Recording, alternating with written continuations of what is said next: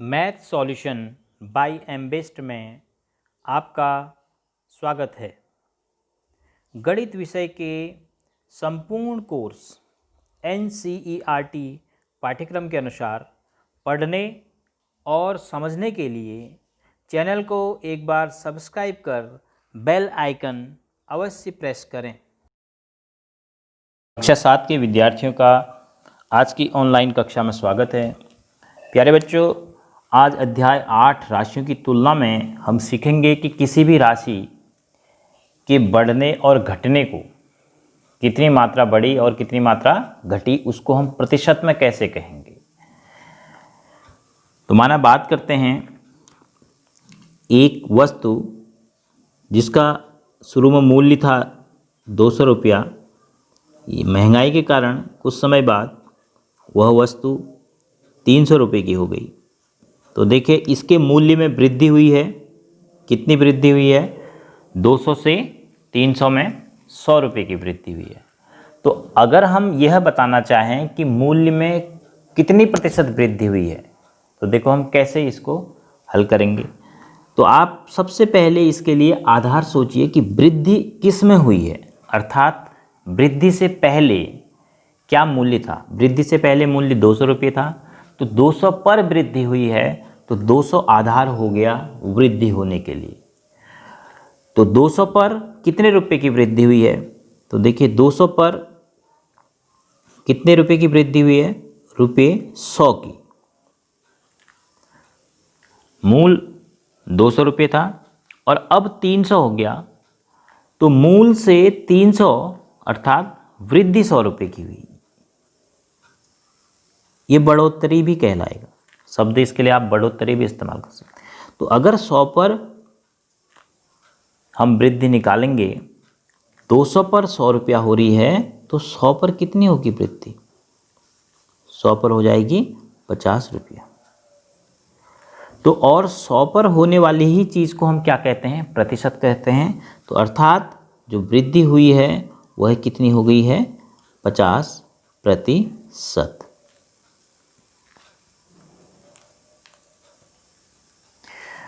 अब यदि किसी शहर की जनसंख्या की हम बात करें, माना किसी शहर की शुरुआत में जनसंख्या थी 50,000।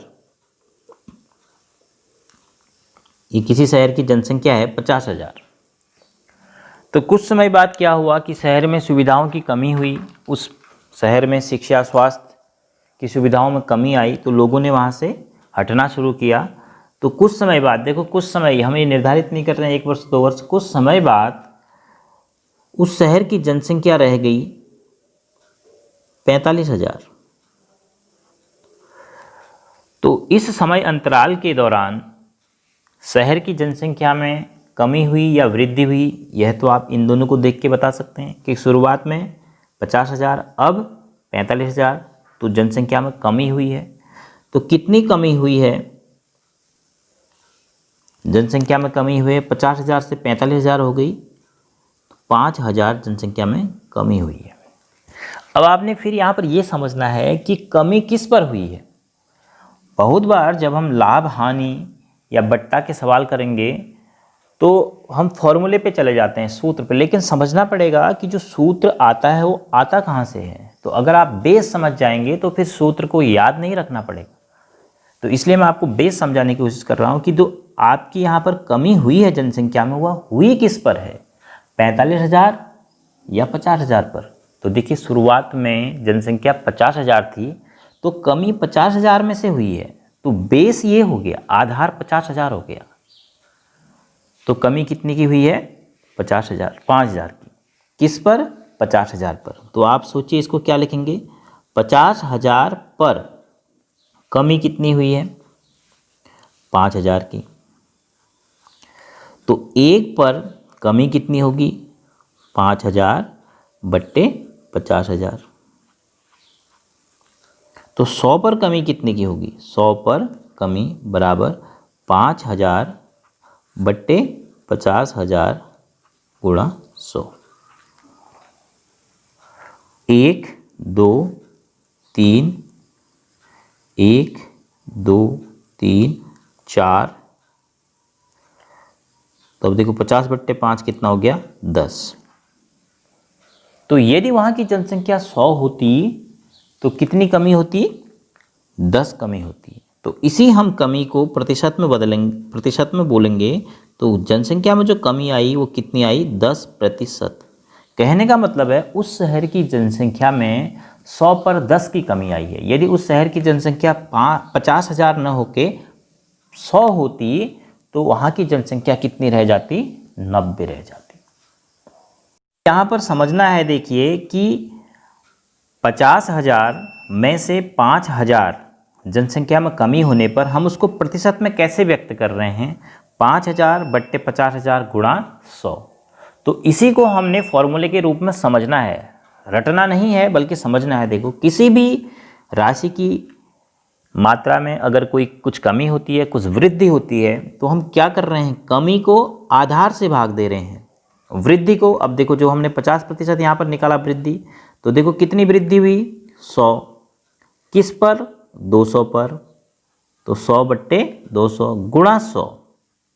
ये भिन्न संख्या को हम प्रतिशत में बदल रहे हैं तो 100 से गुणा कर रहे हैं, तो बराबर 50%।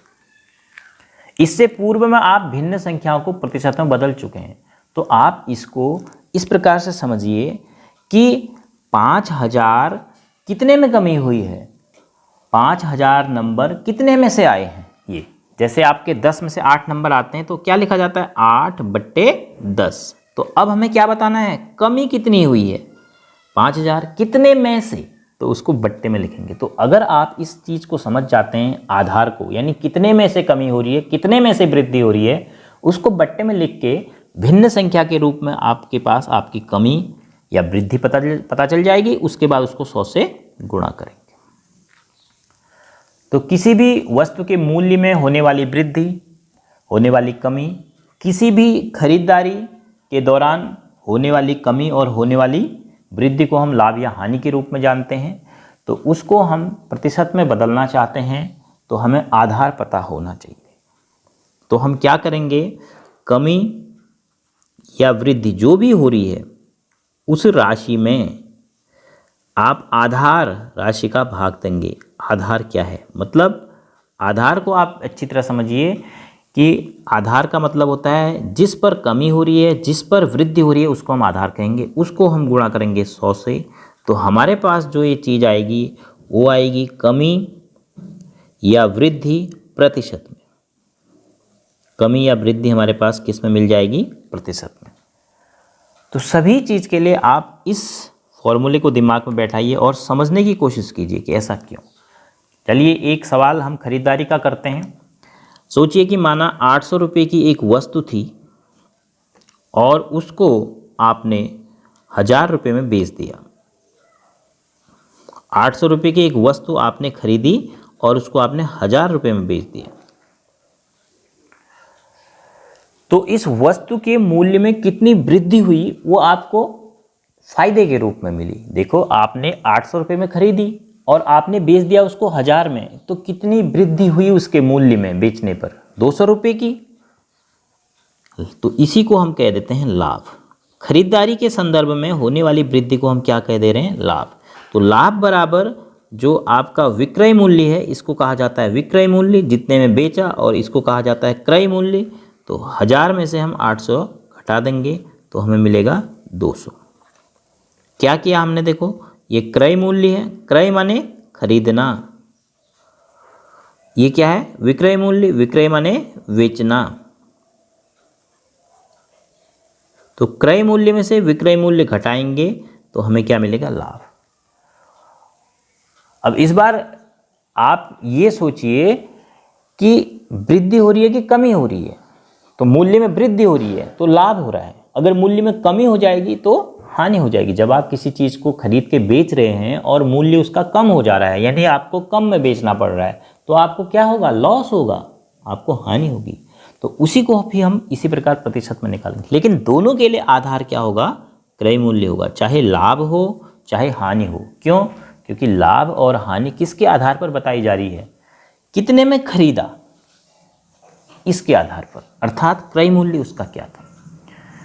तो लाभ यहाँ पर आपको 200 का हुआ तो अगर इसको आप प्रतिशत में बताना चाहें, मतलब लाभ प्रतिशत बताना चाहें, तो मैं आपको जो समझाने की कोशिश कर रहा हूँ, मैं आपको ये बता रहा हूँ कि आप इसको ऐसे लिखिए कि कितना लाभ हुआ 200 का, कितने पर 200 का लाभ हुआ, 800 की 1000। अब ये सबसे महत्वपूर्ण है।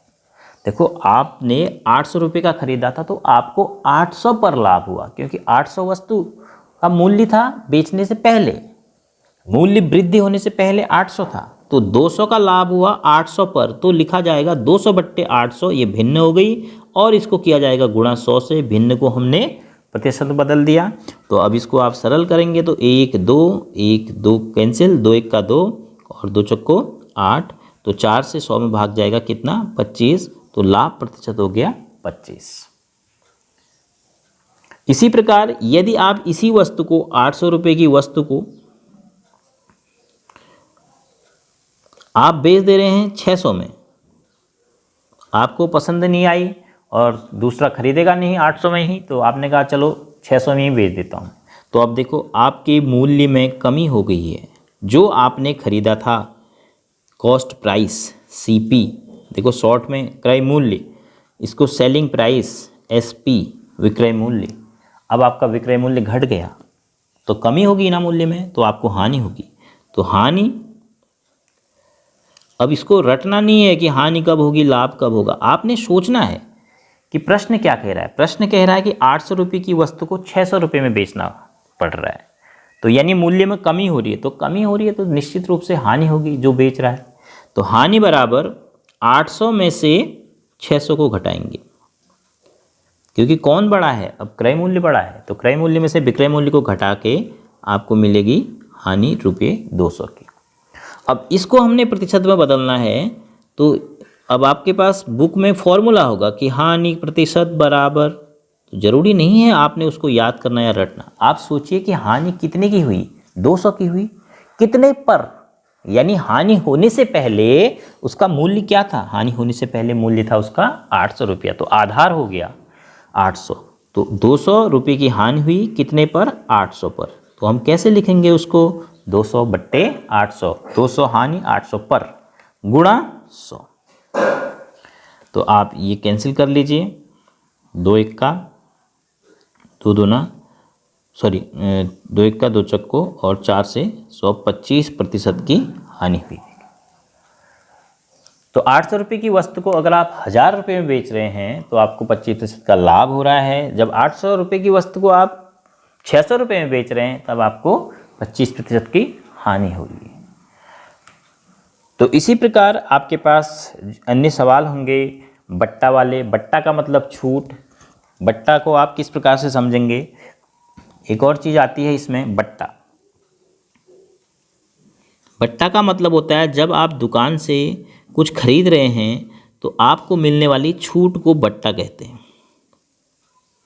बट्टा का मतलब छूट। बहुत बार जब आप दुकानों से चीज़ें खरीदते हैं आप उसमें देखेंगे, उसमें लिखा होता है MRP। MRP का मतलब होता है मैक्सिमम रिटेल प्राइस। अधिकतम मूल्य वस्तु का निर्धारित किया जाता है। उसके बाद जगह जगह के हिसाब से, जैसे जहाँ उस वस्तु को ले जाना आसान है वहाँ उसको थोड़ा सा सस्ते में बेचा जाता है, जहाँ उस वस्तु को ले जाना कठिन है वहाँ थोड़ा महंगे में बेचा जाता है। लेकिन पूरे भारत में MRP से अधिक मूल्य पर किसी वस्तु को नहीं बेचा जा सकता है, इसीलिए मैक्सिमम रिटेल प्राइस सेट किया जाता है। तो बहुत बार आपने देखा होगा अगर आपको दुकान से छूट मिलती है तो होता क्या है कि वस्तु का MRP लिखा रहेगा ₹80 और आपको दे दिया दुकानदार ने ₹72 में, 72 रुपये में ही दे दिया आपको, तो 8 रुपये की आपको छूट दे दी। तो अब आप सोचिए जो अभी आपने लाभ और हानि पढ़ा है उसके आधार पर उस पर लिखा था 80 रुपया और दे दिया आपको 72 रुपये में, तो देखो क्या हुआ, मूल्य गिर के आपको मिला है ना, मूल्य में कमी करके आपको दिया गया। और जो ये बीच में आपको दिया जा रहा है ये आपको फ़ायदा, इसे ही हम क्या कह रहे हैं, छूट कह रहे हैं, बट्टा कह रहे हैं। तो कितने रुपए की आपको छूट मिली, 8 रुपये की, क्योंकि 80 उसका मूल्य था, आपको 72 देने पड़े, तो आपको फ़ायदा हुआ एक प्रकार से 8 रुपये का, यानी 8 रुपये का फ़ायदा नहीं कहेंगे इसे, अब इसको आपको 8 रुपये की छूट मिली ऐसा कहेंगे। तो यदि हमें ये बताना है कि ये जो बट्टा है, बट्टा बराबर धनराशि में बट्टा कितने रुपए का है, 8 रुपये का, तो यदि हम अब इसको प्रतिशत में बदलना चाहें तो यानी बट्टा प्रतिशत कितना हुआ, बट्टा प्रतिशत कितना हुआ, तो फिर आप ऐसे ही सोचेंगे कि हमें कितना बट्टा मिला, 8 किस पर, 80 पर। देखो बट्टा मिलने से पहले उसका मूल्य क्या था, 80 था, तो 8/80 गुणा 100, तो 8 एक्का 8, 8 एक्का 8 कट गया, 0 से 0, तो कितना बचा, 10%। तो 10% की आपको छूट मिली। तो अभी तक मैं जो आपको समझाने की कोशिश कर रहा था वो था कि किसी भी राशि के मान में वृद्धि और कमी होने से उस वृद्धि और कमी को हम प्रतिशत में कैसे लिखें। अब यदि हमें किसी राशि के मान में प्रतिशत वृद्धि या प्रतिशत कमी दे रखी हो तो हम कैसे उसको धनराशि में बदलेंगे, तो काफ़ी आसान है। माना आपको बोला है कि 600 रुपये की एक वस्तु है और उस पर आपको 10% का लाभ कमाना है, यानी 10% के लाभ पर बेचना है, तो कितने में आप बेचेंगे। तो देखो 600 रुपये की वस्तु है तो आपने 10% लाभ अर्जित करना है। आप जानते हैं कि लाभ और हानि हमेशा किस पर होती है, क्रय मूल्य पर। तो जो ये 10% है ये किसका होगा, इसका आधार क्या है, क्रय मूल्य। तो दिया है 600 रुपये की वस्तु है तो 600 रुपये का 10% आपको लाभ होना चाहिए, क्योंकि उस लाभ का आधार 600 रुपया है। तो लाभ बराबर आप धनराशि में कैसे निकालेंगे, आप लिखेंगे लाभ बराबर 600 का 10%, यही तो कहा गया है। तो फिर इसको आप बदल लेंगे गणित की भाषा में, का माने गुणा, 10 माने 10, प्रति माने बट्टे, शत माने 100, तो आप कैंसिल करेंगे 2 शून्य से 2 शून्य, तो 6.60 रुपये का आपको लाभ होगा। अब आप अनुमान लगाएंगे कि आपने कितने बेचना है। देखो 600 रुपये की वो वस्तु थी, 60 रुपये का मैंने लाभ लेना है, यानी 60 रुपये उसके मूल्य में वृद्धि करनी है। तो विक्रय मूल्य उस वस्तु का क्या होगा, जितने में मुझे बेचना है वह होगा 600 धन 60 बराबर 660।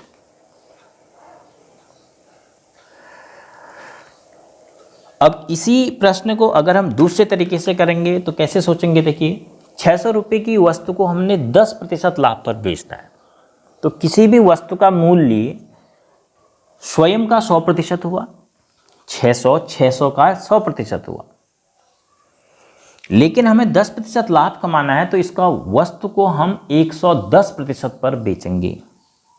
तो देखिए जब भी अगर आप शॉर्टकट जल्दीबाजी में हैं, जैसे आप कंपटीशन में आपको टिक करना है, आंसर निकालना है फटाफट, तो आप वहाँ पर अगर इतना लंबा करेंगे तो आपके कुछ क्वेश्चन छूटेंगे। तो वहाँ पर अगर फटाफट आपने इन प्रश्न को करना है तो ये शॉर्ट ट्रिक आपको पता होनी चाहिए कि विक्रय मूल्य हम कैसे निकालेंगे। अगर हमें लाभ प्रतिशत में दिया है तो हम 100 में उसको जोड़ के उतना प्रतिशत क्रय मूल्य का निकाल देंगे। ठीक है, कहने का मतलब अगर यहाँ पर आपको 10% लाभ दिया है तो आप क्रय मूल्य का 110% निकालोगे। क्यों? क्योंकि आप ऊपर बेच रहे हो ना, आप क्रय मूल्य से ऊपर बेच रहे हो। कितना ऊपर बेच रहे हो? 10% ऊपर। तो 600 का 100% तो 600 ही हुआ, तो 10% बढ़ाना है तो 600 का 110%। देखो 600 का 110%, तो इसको फटाफट आपका देखो 11 चेक 66 ये आ गया। ऐसे ही विक्रय मूल्य बराबर क्रय मूल्य का अगर हानि हो रही है तो प्रतिशत घटा देंगे। माना 10% की हानि हो रही है तो फिर आप क्रय मूल्य का केवल 90% निकालेंगे, क्योंकि आपको 10% का नुकसान उठाना है, तो आप 10% नीचे हो जाएंगे उसके मूल्य। इस प्रकार से आप जल्दी विक्रय मूल्य निकाल सकते हैं। और अगर आप यहाँ पे कर रहे हैं, अपनी नोटबुक में उतार रहे हैं, तरीके से करना चाहते हैं, तो पहले आप लाभ या हानि को राशि में बदलेंगे, फिर उसके बाद विक्रय मूल्य निकालने के लिए सोचेंगे कि लाभ हो रहा है कि हानि हो रही है। लाभ हो रहा है तो जोड़ देंगे क्रय मूल्य में, हानि हो रही है तो आप नीचे आएंगे क्योंकि कमी हो रही है। तो इसके बाद बाकी जो भी शॉर्ट ट्रिक्स हैं, प्रश्न जब हम वीडियो के द्वारा हल करके आपको बताएंगे, उसी दौरान आपको हर प्रश्न में कौन सी शॉर्ट ट्रिक हम इस्तेमाल कर सकते हैं अल्टरनेटिव वे में, आपको ये भी बताया जाएगा। तो ध्यान से आपने अगर यह वीडियो देखा होगा तो प्रश्नावली 8.3 के प्रश्नों को हल करने में आपको काफ़ी आसानी होगी।